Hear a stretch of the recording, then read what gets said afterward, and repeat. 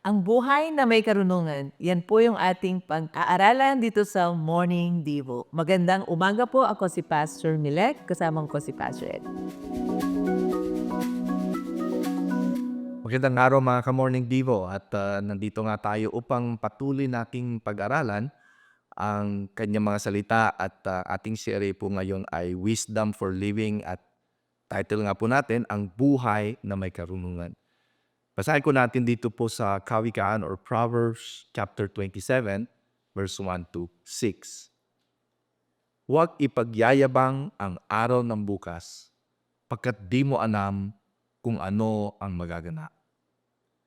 Hayaan mong iba ang sa iyo'y pumuri at ang sariling bangko'y huwag mong buhatin. Ang bato ay mabigat, ang uhangin ay may timbang, ngunit mas mabigat ang kaluluhan na dulot ng kamangmangan. Ang galit ay mabagsik, ang puot ay mabangis, ngunit ang pagsiselos ay may ibayong lupit. Hindi hamap na mabuti ang harapang paninitan kaysa naman sa pag-ibig, ngunit ito'y lihim pala. May pakinabang sa hampas ng tapat na kaibigan kaysa halik ng isang kaaway. Sa Pastor Amelet, no? Medyo marami ang katotohanan dito na kikita natin at medyo kumbaga ay madatalas din, ano? Pero nagbibigay sa atin ng katotohanan patungkol sa isang buhay na lumalakad sa karutunan. So ano pa yung mga sumusunod na may buhay na lumalakad sa karunungan? Unang-una, hindi mapagmalaki at hindi rin mapagmataas.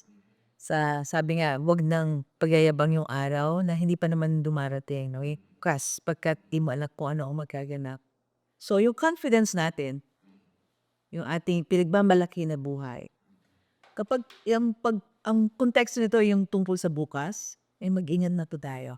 Sapagkat walang karunungan ang ganuguri ng buhay. Ang totoong marunong, nabubuhay siya kung ano yung ngayon. Kung ano ang meron siya ngayon, kung meron ako ngayon, ano yung binigay sa akin ng Diyos ngayon, ano yung gawain hinaharap ko ngayon. So, iyon yung aking pagtutuunan at tatse. So, iyan yung buhay na may karunungan. Hindi ito nagkakaroon ng ugali ng pag-iba. Oh, bukas ako'y magtatagumpay, magkakamal ako ng gantong kayamanan at aking gagawin ito at ito. Pupuntahan ko yung mga lugar na yon, pero hindi pa yun nangyayari at yun ay bukas pa. So kapag nagkaroon ka ng gano'ng ugali na iyon ay talagang binibigyan mo agad ng confidence yun sa inyong sarili at ipinagyayabang mo na agad yun, yun yung bagay na hindi kalooban ng Panginoon. Nasabi rin yan ni Apostol Santiago, no, sa Book of James na wag natin na ipagmamayabang nga yung tungkol sa bukas o kung ano man ang plano natin, pupunta tayo rito, gagawa tayo ng ganito bukas o pupunta tayo sa bahay na yan. Bagkus ang sinabi nga niya, kung luluubin ng Panginoon. So isa pong deklarasyon yon na ang ating buhay ay nakadepende lamang sa Panginoon. Hawak niya ang buhay natin. Hawak niya ang kinabukasan natin. At huwag natin ipagmamalaki na tayo ang gumagawa at nag-accomplish ng ating sariling success. Kung hindi sa biyaya ng Panginoon at kung hindi sa pangunguna ng Panginoon, ay wala po tayong magagawa. Yan po ang isa sa talagang dapat po nating babantayan. Yung kapag ikaw ay may karunungan, ay lagi mong babantayan yung wag magmalaki. Yeah. At isang ano din, isang result din yan o yung evidence niyan, yung sa conversation na lang, kapag napapansin mong yung pinupuri mo yung sarili mo sa kaibigan mo, pinupuri mo yung sarili mo yung nagawa ko sa kausap mo, instead na i-appreciate mo yung kausap mo, i-celebrate mo yung kanyang success. Pero parang ang laging bida yata ng kwento mo ay ikaw. Kapag gano'n ay, sabi doon, ay hindi gano'n, no? Hindi gano'n yung taong marunong o yung buhay na may karunungan. So, ang maganda rito yung i-evaluate natin, i-assess natin, kapag ba ako ay may kausap, sino yung aking sine-celebrate? Sino yung aking ina-appreciate? Sino yung aking ini-encourage? No? At maganda na ito ay yung kausap mo, kapag kausap ka, she or he will feel bigger. O yung niya, yung dumagdag yung kanyang confidence at dumagdag yung kanyang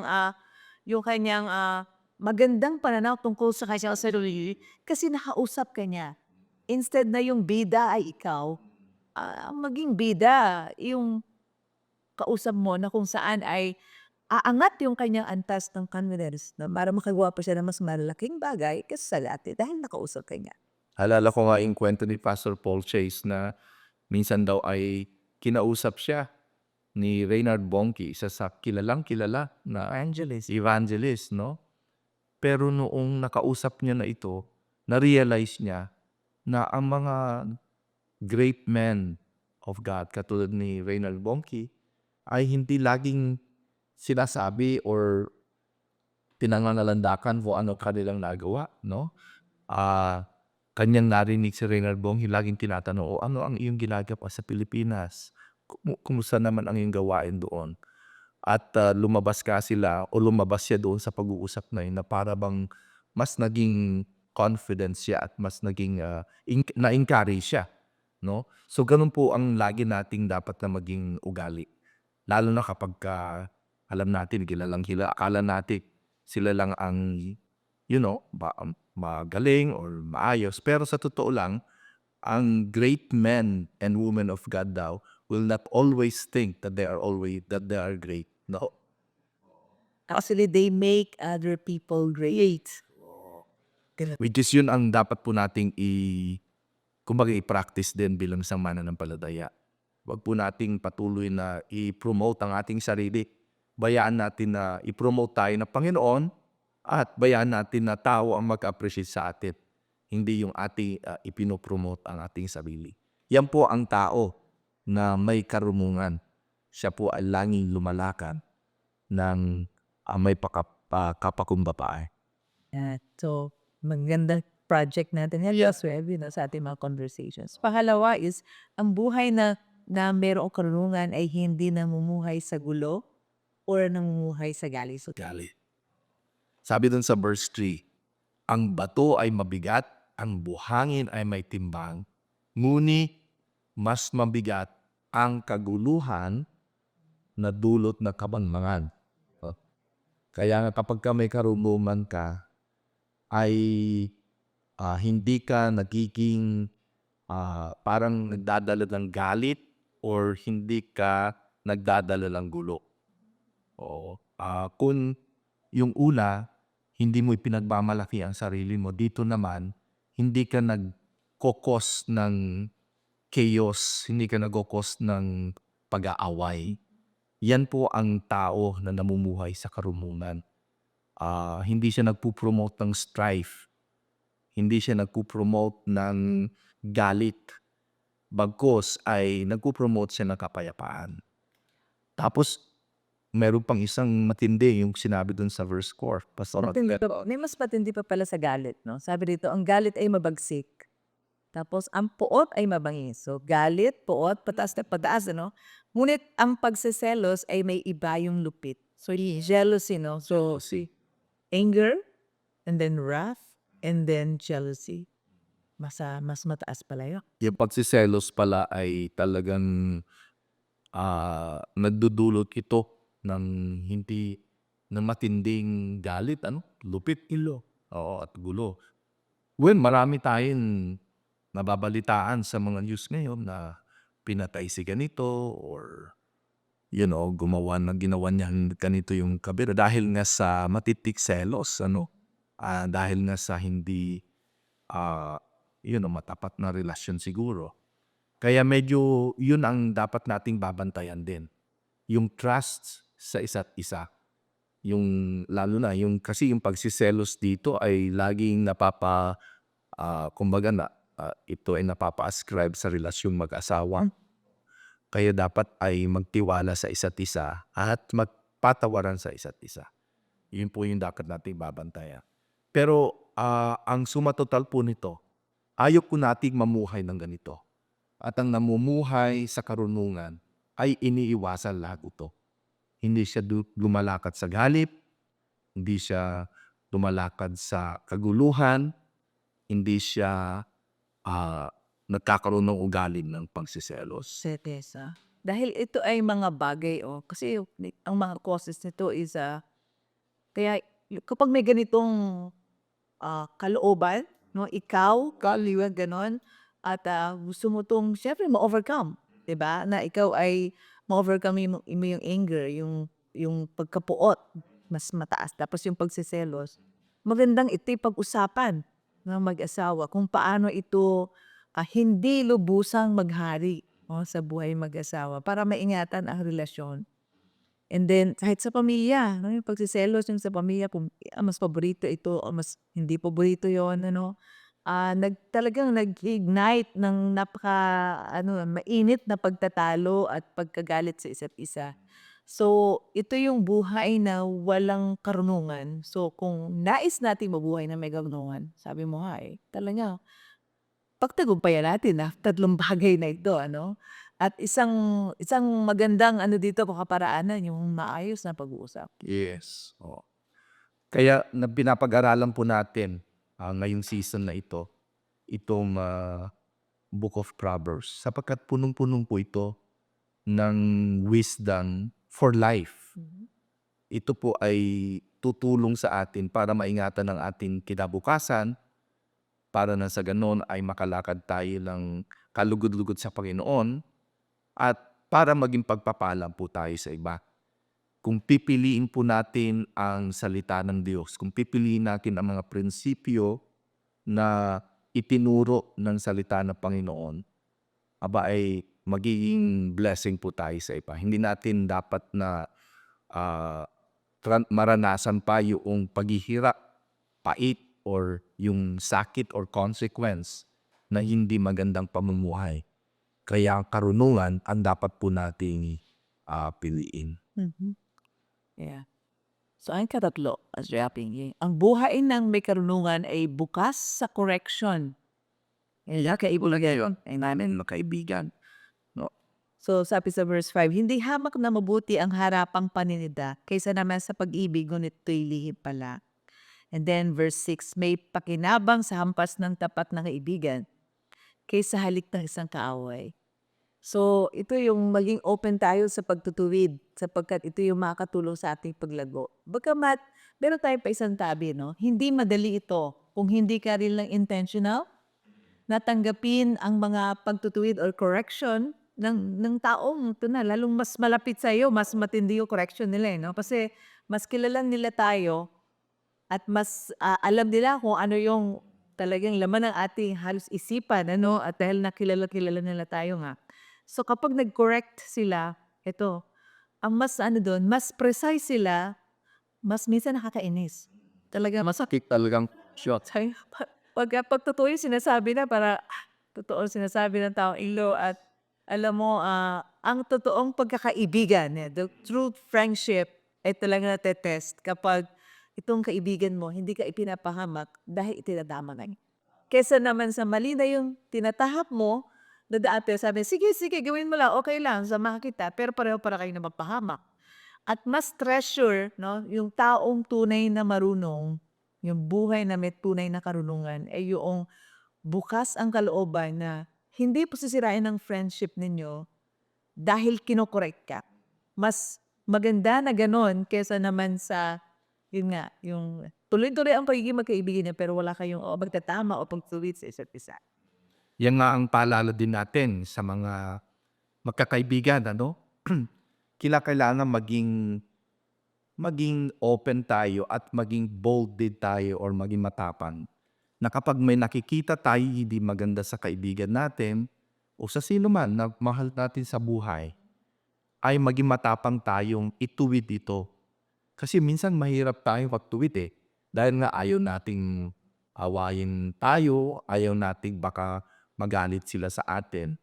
Pero kung talagang kaibigan mo at mahal mo yung kaibigan mo at nais mo siyang protektahan, maging madapang ka para magtuwid. Sapagkat alam mo na iyon ang ikasasalba ng taong ito. Sabi nga rito, yun nga, hindi hamak na mabuti ang harapang paninita. Kasi lalo na tayong mga Pilipino, medyo hindi po tayo sanay sa Confrontation. confrontation. So, ayaw natin tayo yung Yung direkta na pag-tackle or pagharap dun sa issue. sa issue. Gusto natin paligid-liwil Legally tayo. Kaya, yun nga, bayaan mo na. kaysa sumay. Kaysa sumama ang loob niya sa akin, wag ko na lang siyang i-correct. Mali po yun. Kasi para rin yung parang itinatago mo yung pag-ibig mo doon. Ayaw mo kasing sumama ang loob niya Pero sa totoo lang, hindi po yung tunay na pagkakaibigan. At dapat maging ganun, maging maliwanag po sa atin yun. Sabi nga rito, may pakinabang, verse 6, sa hampas ng tapat na kaibigan kaysa yung halik ng isang kaaway. Di ba? Yung mga, Betrayal yun no? yung mga taong halik ng halik sa iyo, yun ang Break ka pala, no? yun ang magbe-betray sa iyo. Pero yung mga taong sinasabi ang totoo, kinokorek ka talaga at sinasabi kung ano yung magiging ikakasama natin, yun ang i-treasure. Katulad nga nabanggit ni Pastor Ramilot, yun po ang ating i-treasure. Yung very honest. Yan. Yun yung sabi nila, open rebuke is better than hidden love. Yes. Ayan. At kapag ang ating pong tatangkilikin, iyon ang taong marunong. Ang taong marunong, masakit man ang correction, tinatanggap niya yon ng may humility. Kasi wala naman po tayong intensyon kung talagang tunay kang kaibigan. Wala ka namang intensyon para sirain ang taong yun o kaibigan mong yun o ang para mo sa buhay na iyo kinokorek. Ang intention mo lang ay para maayos yun. Kaya tayo na kinokorek, maging humble tayo to open. Be open. Marunong ka ron pag ganun, kag-open ka sa correction. Pero sa tao naman na dapat ay huwag matakot, no? Na sabihin na totoo, dapat sabihin mo totoo, marunong ka doon, di ba? At sometimes, no, or malimit, ayan, sa pagsasabi natin ng totoo, ay tayo ay Papasama. sasama or nagkakaroon ng conflict, years. Pero wag po tayo mag-alala dahil sa pagtayo naman natin sa katotohanan na may pag-ibig, na may pag-ibig, doon lalo nang ma-mature yung yung relationship. Doon lalo din tumatatag, no, yung ating friendship, no, yung ating kung ano man yung kaugnayan natin sa tawag ito, na dahil mahal na mahal natin, ayaw na naman natin talaga mapaka. At ikaw ay isang tunay na kaibigan kung ganun nga na kung saan lagi mong iniisip ang kapakanan, mabuting kapakanan na yung kaibigan. Kaya ang tunay na kaibigan ay nagpapakorek at nagko-correct. Ayun. Rap. Papakorek at nagko-correct. Ito na nga ba ang huling series natin or episode natin dito sa season 3? Yes, ito na ating huling episode po at ang magandang gawin po natin ay balikan po natin yung playlist po natin doon sa YouTube. Ano po? Sapagkat alam nyo po, maganda na nire-review ulit ito kasi hindi mo basta-basta naman nakikita o natututunan agad Kaya pumunta po kayo sa ating YouTube account, New Life PH, at tignan nyo po yung playlist ng Morning Devo.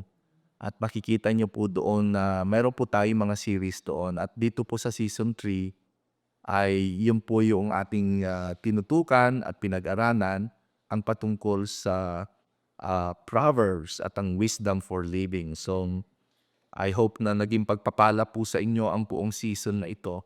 At muli, lagi po nating mahalin ang karunungan. Lagi po nating pahalagahan ang karunungan ng Panginoon. Amen. At kayo po rin, magkaroon kayo ng personal Bible study sa Book of Proverbs. Yes. Alam mo, Pastor Milet, ang Book of Proverbs ay mayroong 31 chapters. Hindi pa po namin na chapter by chapter ang Morning Devo, pero ang in-endeavor po nating ma-achieve ay yung mga key truths na tinuturo po sa Proverbs patungkol po sa karunungan sa iba't ibang aspeto ng buhay. Kaya nga po, ituloy-tuloy nyo lang po na aralit po ito. Ang ginagawa nga po ng ilan, day 1 or yung every na month, Or every one, month, yeah. alam ba kung ang date ay November 1, basahin mo chapter 1. Ayun.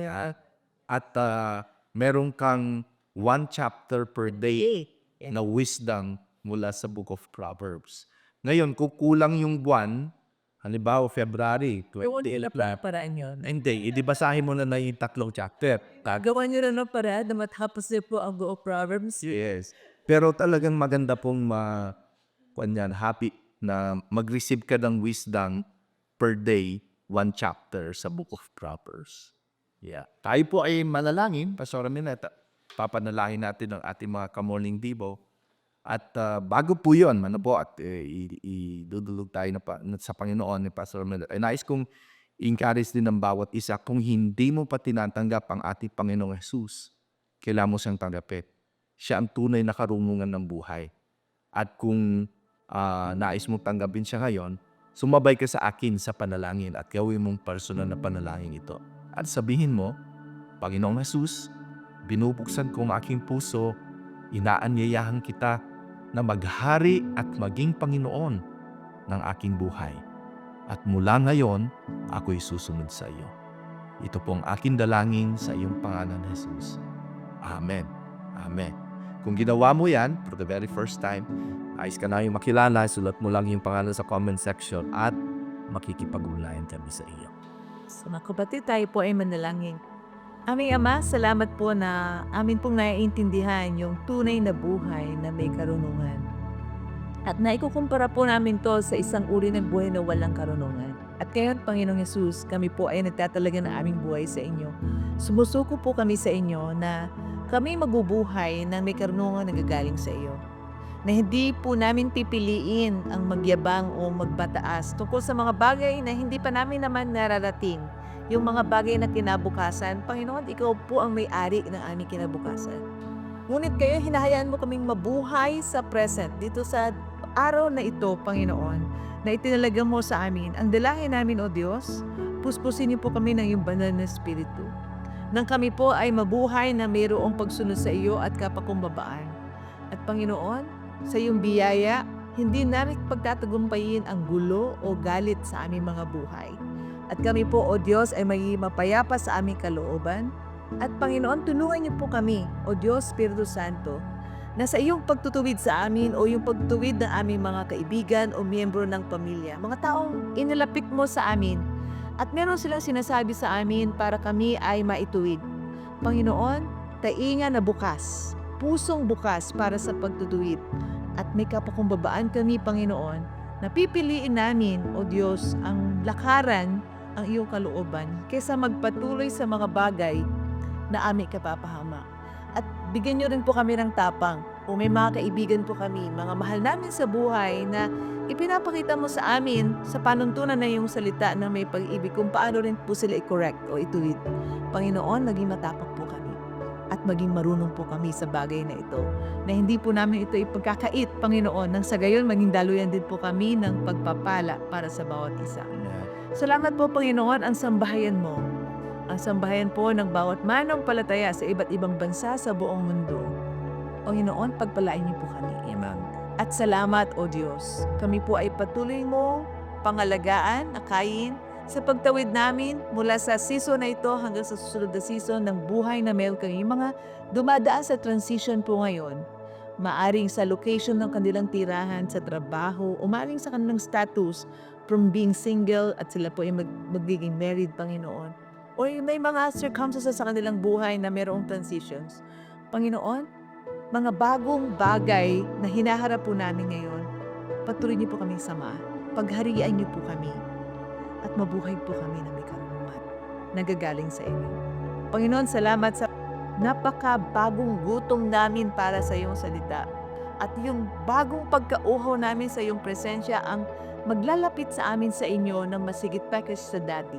At kami po, O Diyos, ay lalago bilang iyong mga anak, ayon sa iyong mga salita, at sa pamuna mo, O Diyos, Espiritu Santo.